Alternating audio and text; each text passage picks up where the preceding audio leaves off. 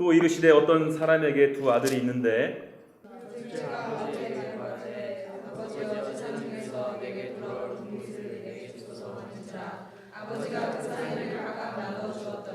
그 후 며칠이 안 되어 둘째 아들이 재물을 다 모아가지고 먼 나라에 가 거기서 허랑방탕하여 그 재산을 낭비하더니 다 없앤 후 그 나라에 크게 풍년이 들어 그가 비로소 궁핍한지라. 가서 그 나라 백성 중 한 사람에게 붙여 사니 그가 그를 들로 보내어 돼지를 치게 하였는데 그가 돼지 먹는 쥐어 열매로 배를 채우고자 하되 주는 자가 없는지라. 이에 스스로 돌이켜 이르되 내 아버지에게는 양식이 풍족한 품꾼이 얼마나 많은가 나는 여기서 주려 죽는구나. 내가 일어나 아버지께서 가서 이르기를 내가 하늘과 아버지께 죄를 지었사오니 지금부터는 아버지 아들이라 일컬음을 감당하지 못하겠나이다. 나를 품꾼의 하나로 보소서 하리라 하고 이에 일어나서 아버지께로 돌아가니라. 아직도 거리가 먼데 아버지가 그를 보고 측은히 여겨 달려가 목을 안고 입을 맞추니 아들이 이르되 아버지 내가 하늘과 아버지께 죄를 지었사오니 지금부터는 아버지 아들이라 일컬음을 감당하지 못하겠나이나 하다. 아버지는 종들에게 이르되 제일 좋은 옷을 내어다가 입히고 손에 가락지를 끼우고 발에 신을 신기라. 그리고 살찐 송아지를 끌어다가 잡으라. 우리가 먹고 즐기자. 이 내 아들은 죽었다가 다시 살아났으며 내가 잃었다가 다시 얻었노라 하니 그들이 즐거워하더라. 아멘. 여러분 누가복음 15장에서는요 총 3가지의 비유가 소개되어지고 있습니다. 첫 번째 비유는 잃어버린 양을 찾는 목자, 그리고 두 번째는요 잃어버린 동전을 찾는 여인, 그리고 세 번째는 잃어버린 두 아들. 이렇게 3개의 비유가 나오는데요, 그 중에서 저는 오늘 잃어버린 두 아들의 비유를 2주에 걸쳐서 나누려고 합니다. 오늘은 아버지와 둘째 아들을 중심으로 나누고요, 다음 주는 아버지와 큰 아들을 중심으로 해서 오늘의 비유를 살펴보려고 합니다.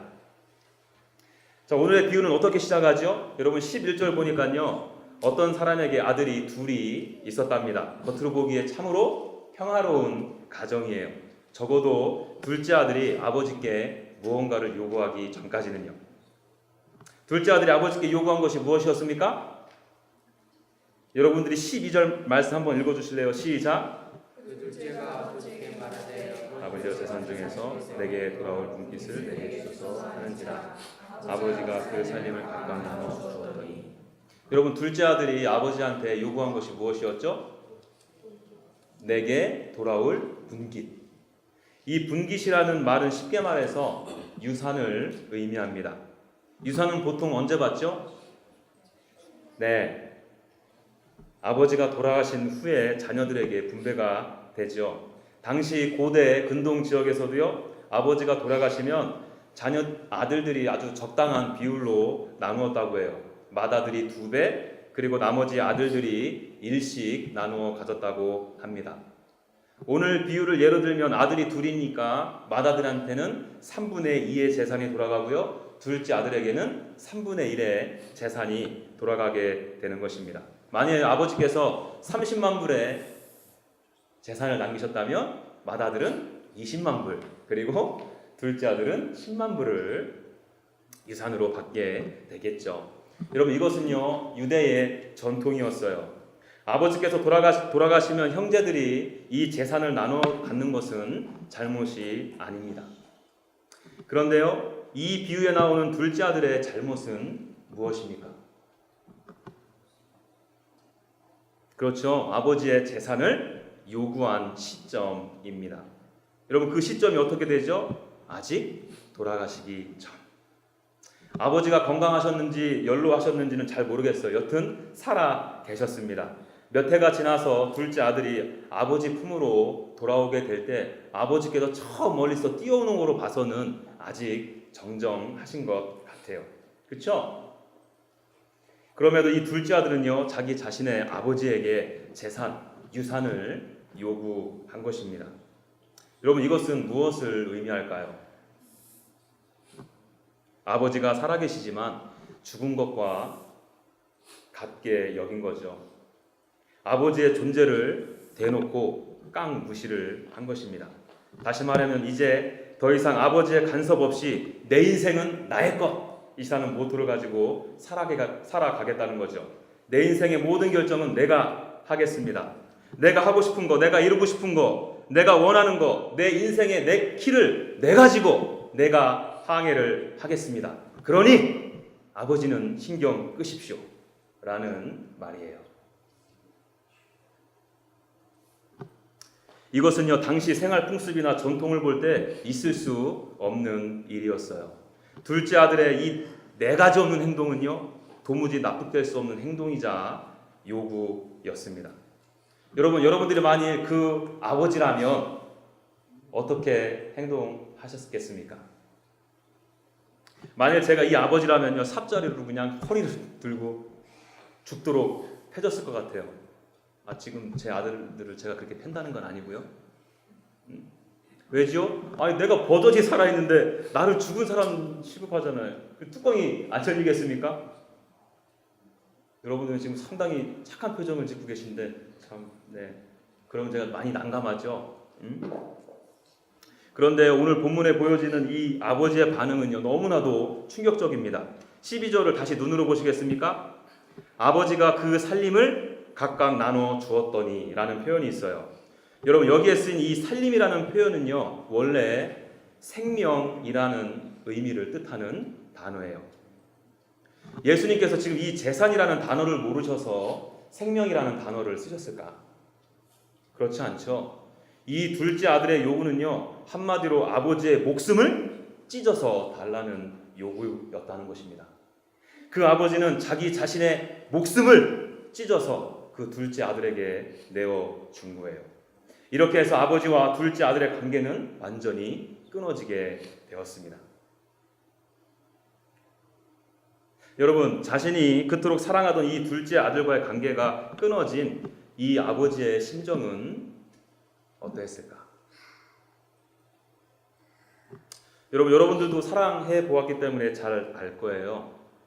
둘의 관계가 무너지게 되면, 끊어지게 되면 더 힘든 쪽이 어디입니까? 그렇죠. 더 사랑하고 마음을 주었던 사람이 더 힘들어요. 왜냐하면 그 깨진 관계에서 오는 모든 아픔과 고통을 상대방의 몫까지 내가 다 감당하기 때문에 그렇습니다. 여러분, 아버지와 둘째 아들 중에서 누가 누구를 더 사랑했을까요? 이건 뭐 물어보나 마나죠. 만일 둘째 아들이 정말 그 아버지를 사랑했다면 이렇게 말도 안 되는 요구를 아버지한테 했겠습니까? 여러분, 이 아버지는요, 그 아들에게 재산을 떼어주고 떠나가는 아들의 뒷모습을 보면서 그 아버지는 지금 피눈물을 흘리고 계셨을 거예요. 냉정하게 돌아서서 먼 나라로 이민 가는 아들을 바라보면서 아버지의 상실감과 박탈감은 이루 말할 수 없었을 것입니다. 여러분, 저는요, 여기서 이 둘째 아들을 바라보면서 하나님을 제대로 알지 못하는 죄인의 모습을 보게 됩니다. 여러분, 많은 분들이 이 죄라고 하면요, 육체, 정욕, 분노, 시기, 질투 이런 것들을 말씀하시는데요, 이것은요, 죄의 열매예요. 엄밀히 말하면 죄의 본질은 아닙니다. 죄의 본질을 가장 간단히 표현하면요, 하나님을 하나님으로 인정하지 않는 것, 하나님의 자리에 내가 올라 앉아 있는 것입니다. 아버지 하나님의 다스림과 통치를 받지 아니하고 내 마음의 보좌에 내가 앉아 있는 것이죠. 이것이 교만이며 죄의 본질입니다. 여러분, 내 인생은 내가 책임지고 내 인생의 주인은 나다. 내 방향의 삶의 방향과 목적은 내가 결정하고 내가 행동한다. 이것이 이 세상에서 볼 때 얼마나 멋져 보이는 인생입니까? 다른 사람들이 볼 때, 야, 저 친구는 참 주도적인 삶을 살아간다. 부러워하지 않겠어요? 여러분, 이것이 이 세상에서 가르치는 가치관이자 어두운 세력의 속삭임입니다. 내 인생은 나의 것. 여러분, 그런데 그거 아세요? 좀 전에 말씀드렸죠. 내가 둘째 아들처럼 아버지 하나님을 떠났을 때 우리 하나님은 피눈물을 흘리고 계시다는 것. 우리 아버지의 마음은, 우리 아버지 하나님의 마음은 이미 갈기갈기 찢어졌다는 것입니다. 냉정히 등 돌린 나의 뒷모습을 바라보면서 심한 아픔과 고통을 우리 아버지께서 지고 계시다는 거예요. 창세기 6장에 보시면요, 하나님께서 그렇게 사랑하셔서 인간을 지으신 그 인간들의 마음이 악하고 죄악으로 갓한 세상을 보시면서 하나님께서 독백과 같이 하시는 말씀이 있어요. 6절 말씀 보시겠습니까?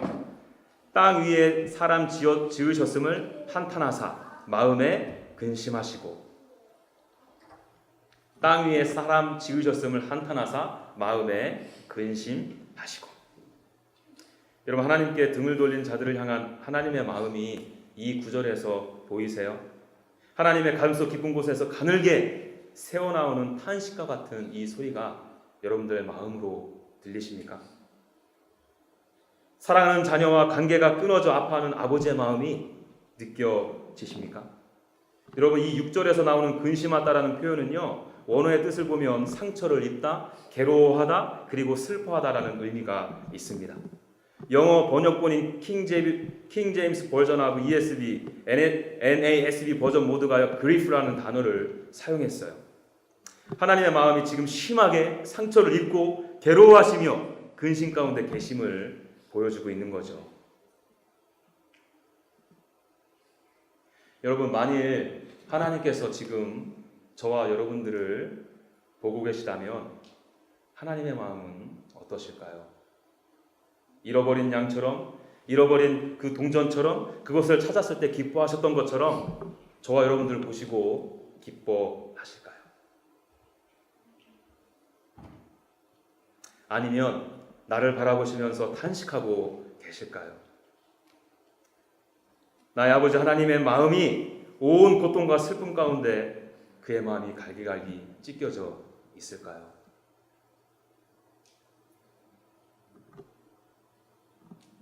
자, 그런가 하면요, 우리는 내 인생은 나의 것이라는 모토로 살아갈 때 하나님의 마음이 어떨까 해서 살펴보았어요. 이번에는요, 그 당사자의 삶이 좀 어떤지 살펴보겠습니다. 자, 둘째 아들은 아버지로부터 재산을 땡겨받은 후에 며칠이 안 돼서 이사를 가죠. 그의 마음은 이미 떠났죠. 내 인생의 주인이 내가 되어서 이 세상을 내가 멋지게 살아보겠다 하고 이삿짐을 쌌을 거예요. 그리고는 아버지의 집과는 멀리, 아주 멀리 이민을 갑니다. 여러분, 그날에는요, 멋진 자매들이 다 술집에 있나 봐. 이 샬롯 지역에는 샬트에 있는데. 여튼 돈도 좀 있겠다. 야, 오늘만 즐기고 내일부터 비즈니스 열심히 좀 알아보고요. 그리고 이 땅과 그 이민하면서 살아갈 때 어떻게 하면 성공할 수 있지, 한번 성공할 수 있을까 하면서 알아봐야 되겠다 했겠죠. 여러분, 그런데 그 술집에서 헤어나지 못하고 모든 재산을 그곳에 탕진해버리고 맙니다. 엎친 데 덮친 격으로 하필이면 그때 그 이민 간 그 나라에 크게 흉년이 일죠.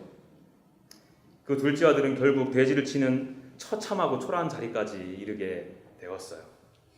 여러분, 우리가 여기서 오해하지 말아야 할 게 뭐냐면 직업의 기천을 말하는 것이 아니에요. 돼지우리를 치는 직업 때문에 초라하다는 것이 아닙니다.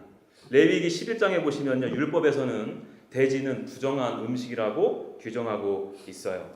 그러니까 유대인에게 있어서 이 돼지를 친다는 것은요, 그만큼 하나님과의 관계가 심히 멀어져 있음을 의미하고 있는 것입니다. 더 나아가서 영적으로 완전히 죽은 상태를 의미해요. 24절 볼래요? 이 내 아들은 죽었다가 다시 살아났으며 내가 잃었다가 다시 얻었노라. 여러분, 우리가 아는 둘째 아들은 숨을 거두었나요?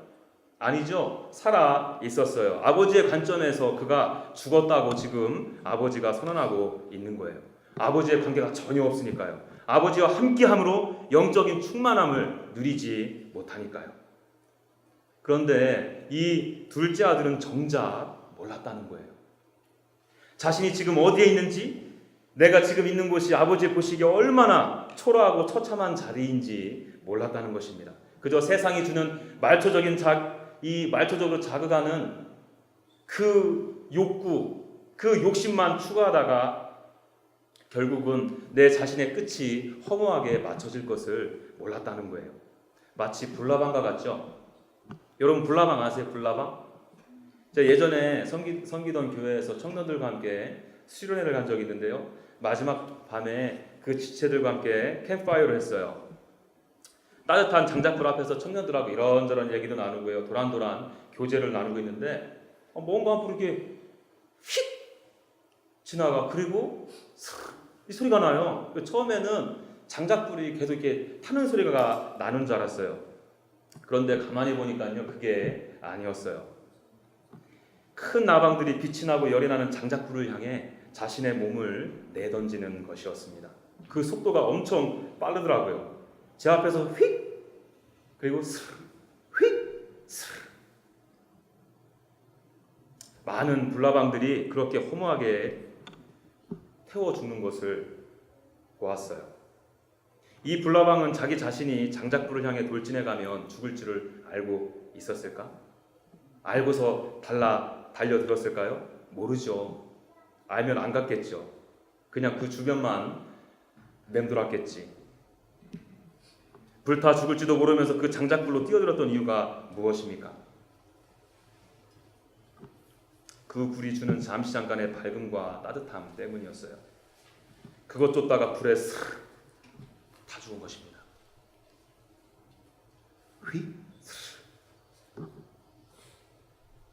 여러분들이 보시기에 불나방이 참 어리석해 보이죠?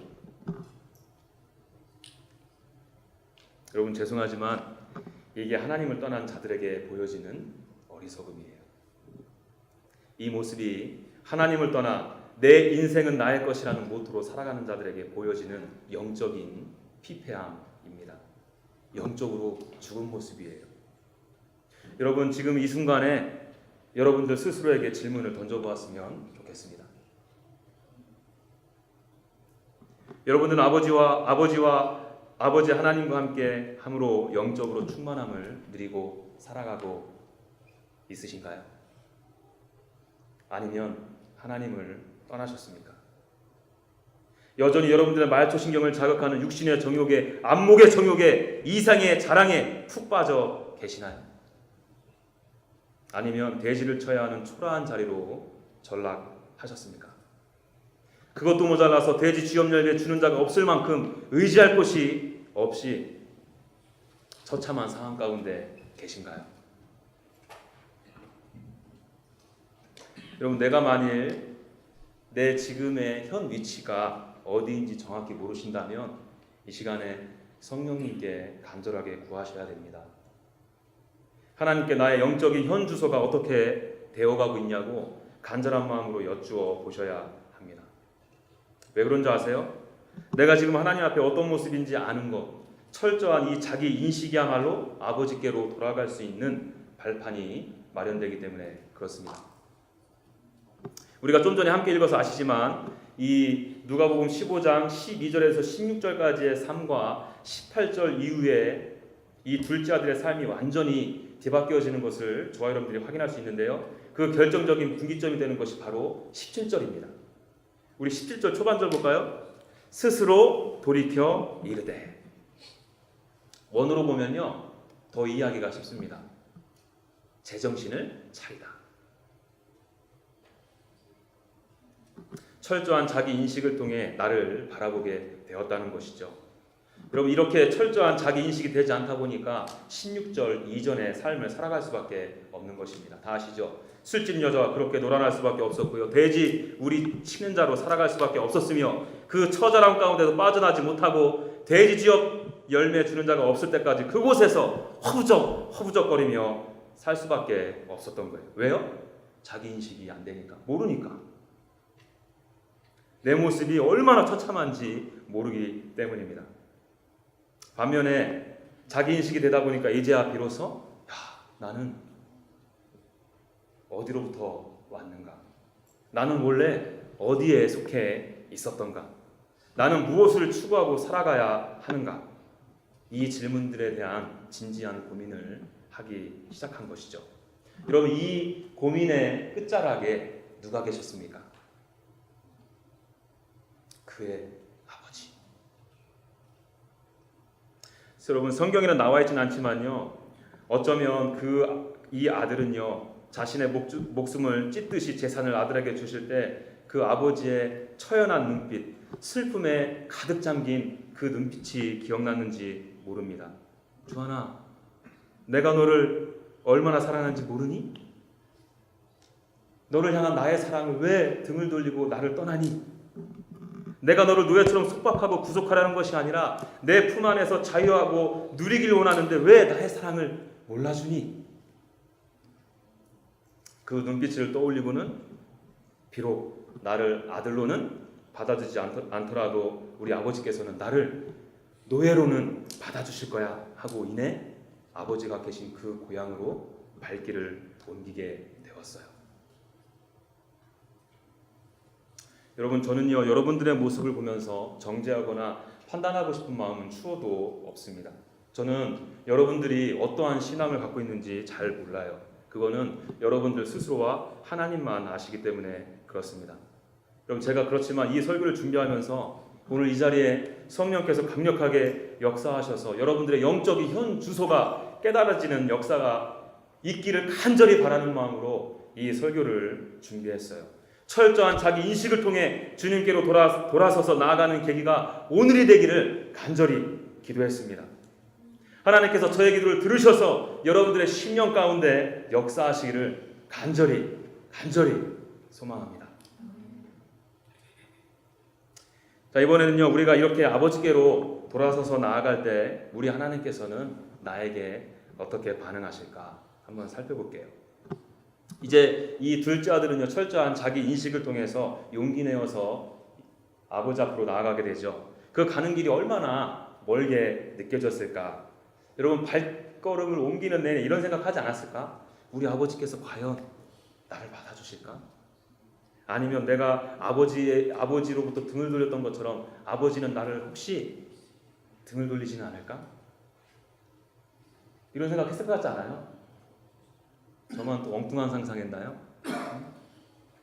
여러분, 이런 마음으로 한 걸음 투벅투벅 돼지 그 똥냄새 풀풀 풍겨가면서 옷은 다 해지고 찢어져 처참한 몰골로 그렇게 아버지의 집으로 한 걸음씩 나아갔을 거예요.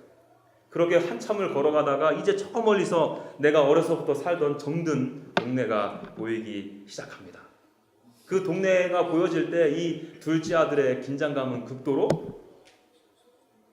높았겠죠. 받아주실까? 아니면 나에게 등을 돌리실까? 여러분, 이런 생각에 잠겨 있는데요. 저 멀리서 백발이 성성한 한 노인네가 한 걸음에 나를 향해 달려 나옵니다.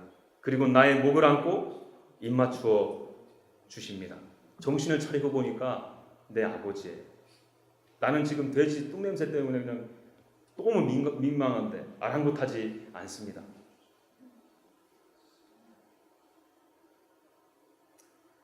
아버지께서는 다시 돌아온 그 아들을 향해 버선발로 뛰어나가시고 그렇게 추악한 더러운 돼지똥 냄새 남에도 불구하고 그리고 그 옷에 여전히 그 더럽고 추한 모습이 있음에도 불구하고 아버지께서는 버선발로 나아가셔서 와락 안으시고 입을 맞춰주시고 따스한 품으로 안아주셨다는 거예요. 그 아버지 앞에 황망해서 아버지 저를 품꾼의 하나로 여겨주십시오.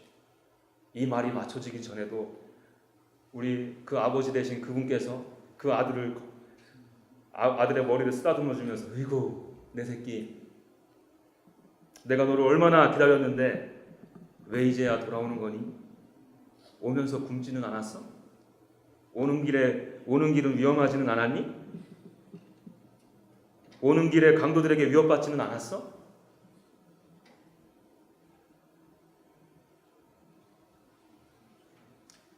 이 아버지는 이 둘째 아들을요 종들로 여기지 않았어요.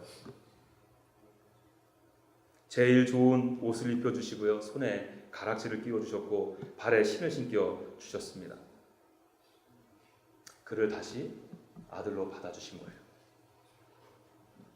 여러분, 여기서 알 수 있는 것이 무엇입니까? 내가 아버지 앞으로 나아갈 때 내가 어떠한 죄를 지었든지 내가 어떠한 더러운 냄새나던 인간이든지 내가 얼마나 하나님의 마음을 아프게 해드렸던 사람이든지 그거는 중요하지 않다는 것입니다.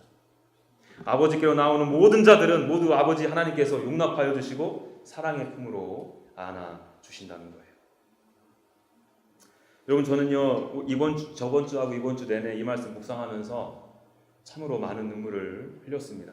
왜냐하면 이 말씀을 묵상하면서 10년 년 전에 저를 만나주시기 위해 한 걸음에 달려와 주신 나의 아버지가 생각나서요. 여러분 저도 무려 27년을 넘게 내 인생은 나의 것이라고 여기며 살았던 사람이었습니다. 제 인생에 있어서요 제일 이해 안 가는 사람들이 교회 가는 사람들이었어요. 야, 차라리 저럴 시간에 나의 자기 개발을 위해서 열심히 공부를 하던가 친구를 더 사귀던가 인맥을 더 넓히던가 약해 빠져가지고 저것도 뭐 하는 거야? 하면서 사람 취급도 하지 않았어요. 저는 특별히 이 사람과의 관계 속에서 저의 가치를 발견하던 사람이었거든요. 그래서 한국에 제 주위에 친한 친구들이 선후배들이 무척 많았습니다. 그러다 보니까요 저는 그들과 함께 다른 주님을 얼마나 열정적으로 섬겼는지 몰라요. 여기서 다른 주님이 뭘 의미하는지 아시죠? 한번 그 다른 주님을 친구들과 만나서 섬기기 시작하면요 철야하기 일쑤였습니다. 얼마나 재밌던지 3박 4일을 술연회를 했어요. 수련회가 아니라 그것도 밥 먹듯이 했죠. 40일 금식을 철야기도를 했어야 되는데 40일 동안 또 수련회하고. 여러분 그러한 삶을 계속 살다가 가끔은 허무함이 밀려오기도 했어요. 야, 이게 지금 내가 뭐 하는 건가?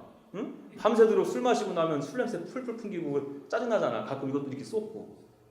내가 그러면서 이 짓을 해야 되나? 하다가도 또 친구들을 만나 언제 그랬냐는 듯이 또 다른 주님을 또 열심히 경배할 수밖에 없었던 저를 보게 되었어요. 헤어나올 수 없었어요. 그러던 차에 미국에 오게 되었어요. 영어 한마디도 못해서 식품 정도 자신 있게 가지 못하는 저를 발견하게 되었습니다. 처참했죠.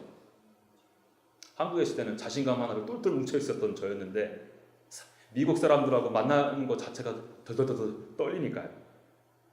그제서야 저는요 나라는 존재에 대해서 생각하게 되었어요. 나는 여기에 왜 있을까? 무엇을 위해 살아갈까? 나는 왜 살아야 될까? 깊이 고민하게 되었습니다.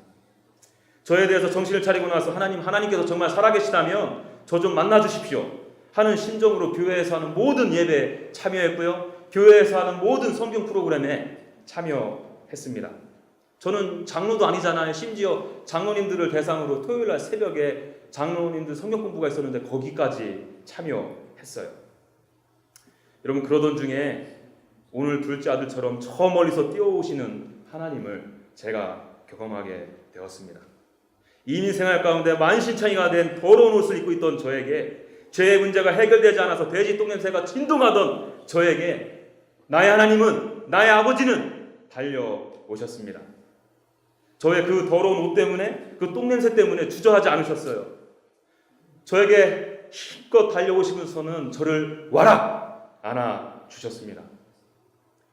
여러분 저는요 아직도 그날의 주님의 그 따뜻함을 그 사랑을 잊을 수가 없어요.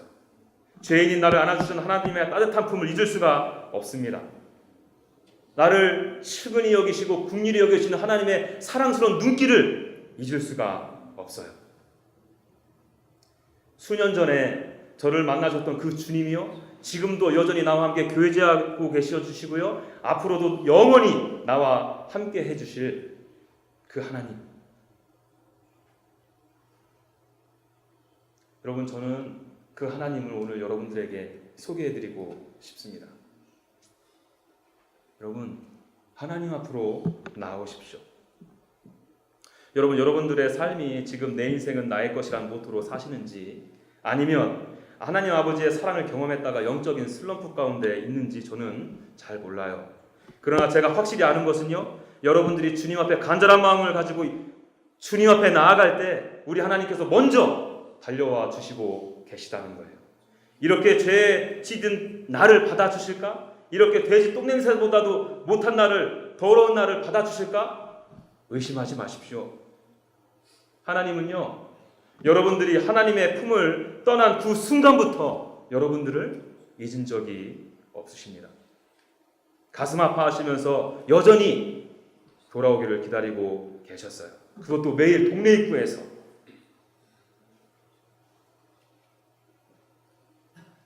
여러분 돌아오세요. 그 먼 나라에서 돼지치는 그 우리에서 돼지 지엄열매도 줄일 자가 없을 정도로 처참한 그곳에서 돌아서서 하나님 앞으로 나오세요. 그곳은 여러분들이 있을 곳이 아니에요. 그곳은 여러분들을 말라 죽게 할 것입니다. 그곳에 돌아오셔야 돼요. 그리야 할 때 온 우주 만물을 다스리고 통치하시는 하나님께서, 모든 영광과 존귀를 받기 합당하신 그 하나님께서 신발 신을 겨를도 없이 벗은 발로 여러분들을 맞아 주실 것입니다. 그렇게 죄로 얼룩져 돼지 똥냄새보다 더 썩은 애 나는 나를 아버지께서 와라 안아주실 거예요. 여러분들에게 하나님의 입술을 맞추어 주실 것입니다. 그리고는 깨끗한 옷을 입혀주시고 반지를 끼워주시며 신을 새롭게 신겨 주실 것입니다. 돼지를 이 송아지를 잡아서 큰 천국잔치를 열어 주실 거예요. 여러분, 이 천국잔치는요, 저와 여러분들을 하나님께서 받아주시는 그 순간부터 계속될 것입니다. 오늘도 내일도 앞으로도 영원히 계속될 거예요. 바라기는 10여 년 전에 저를 만나주시고 지금도 나와 함께 하시며 앞으로 나와 함께 해주실 그 하나님 앞으로 여러분들도 나오셨으면 좋겠습니다. 그 하나님의 사랑에 충만히 경험하셨으면 좋겠어요. 이 세상 무엇과도 바꿀 수 없는 그 하나님의 사랑, 하나님의 용서하심을 경험했으면 좋겠습니다. 여러분, 이 맛은요, 이 세상 그 어느 것과도 비교할 수 없어요. 이 하나님의 사랑은 이 세상의 그 어느 것과도 비교할 수 없습니다. 저와 같이 이 천국잔치 안으로 들어오지 않으시겠습니까? 여러분, 저와 여러분들이 하나님 앞에 간절한 마음으로 나아가는 마음으로 이 찬양을 주님 앞에 좀 올려드렸으면 좋겠습니다.